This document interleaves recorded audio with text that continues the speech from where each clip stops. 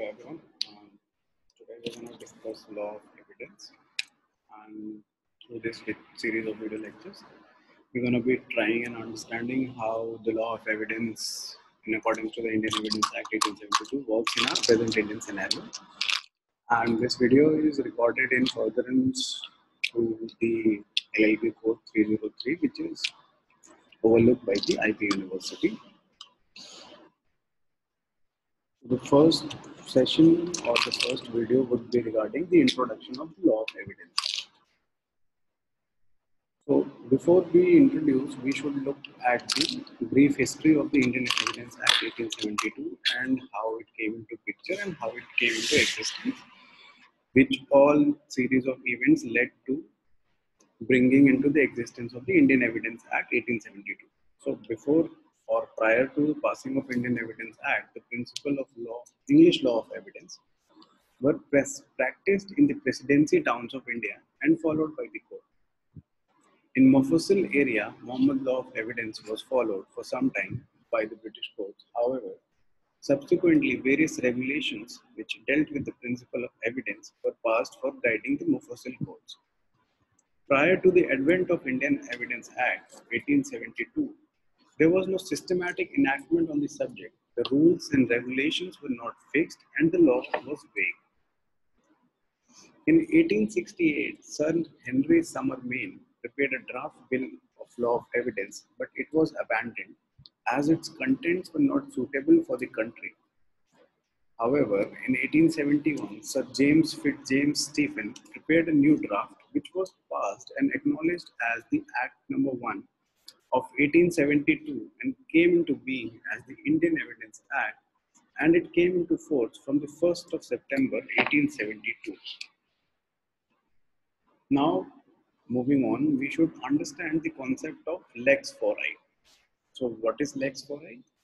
Lex fori is a legal term which means the law of the court or forum. Jurists such as Dicey and Morris on the conflict of laws refer to lex fori as all matters of procedures are governed by the domestic law of the country to which the court wherein any legal proceedings are taken for hearing and disposing of any action. Matters of evidence are governed by lex fori, that is, the law of the forum or the court in which the case is tried. To have a better understanding of what lex fori is simply the procedure which is followed by a particular court and which is that particular procedure governs the proceeding that happen in that particular forum or the court. Moving on.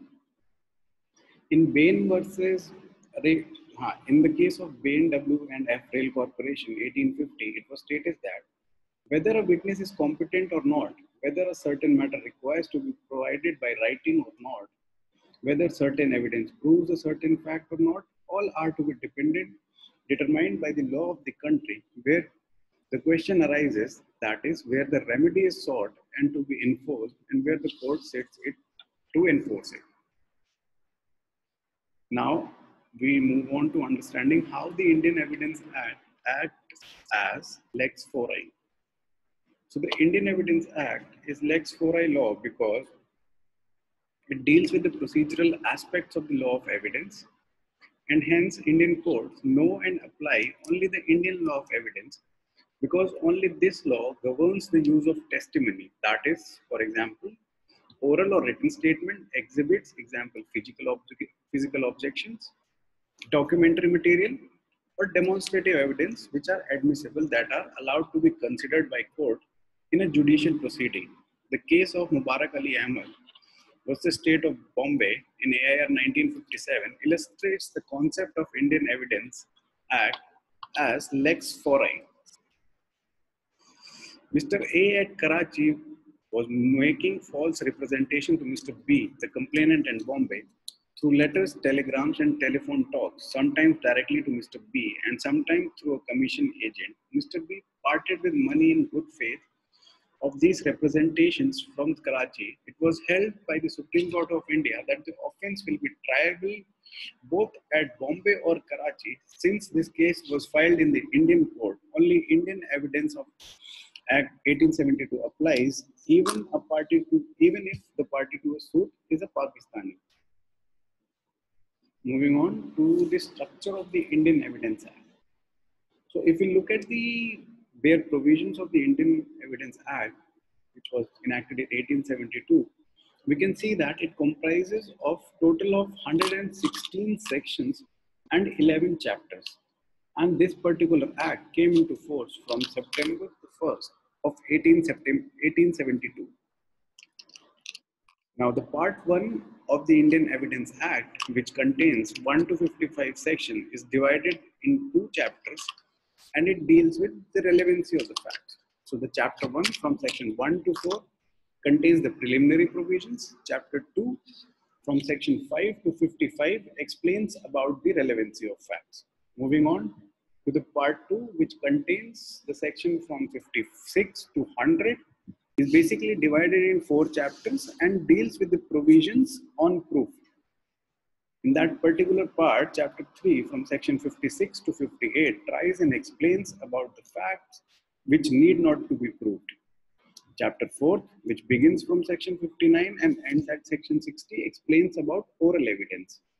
Chapter 5 from section 61 to section 90A explains about documentary evidence. Chapter 6 from section 91 to 100 explains about exclusion of oral and documentary evidence. Moving on to the last part, which contains section from 101 to 167, is divided in 5 chapters and deals with the provisions of production and effect of evidence. In that particular part, chapter 7, which begins from section 101 to 114A, explains about the burden of proof. Chapter 8, which starts from section 115 to 117, explains about estoppel. Chapter 9, from section 118 to 134, explains about the witness. Chapter 10, from section 135 to 166, explains about the examination of witness. And chapter 11, which contains section 167, explains about the improper admission and rejection of evidence. The basic principle of evidence. See, if we see and look at the basic principle which is incorporated in the law of evidence, that is that the Evidence Act basically deals with the relevancy of facts, mode of proof, and production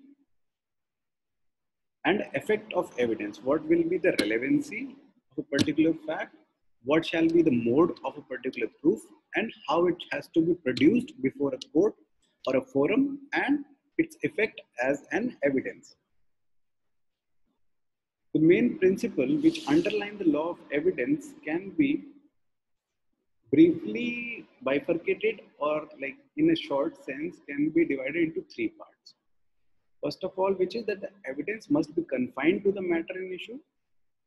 Second, hearsay evidence must not be admitted. And the third one being the best evidence must be given in all cases. Now we move on to the application of the Indian Evidence Act. See, before studying an act, it becomes of utmost importance that we understand that to what extent or to what particular area that particular law is applicable. So for that, we would like to, we should have a look at section 1 of the Indian Evidence Act. The section 1 of Indian Evidence Act provides that this whole act is applicable to whole of India except to the state of Jammu and Kashmir, and applies to all judicial proceedings in or before any court, including court-martial.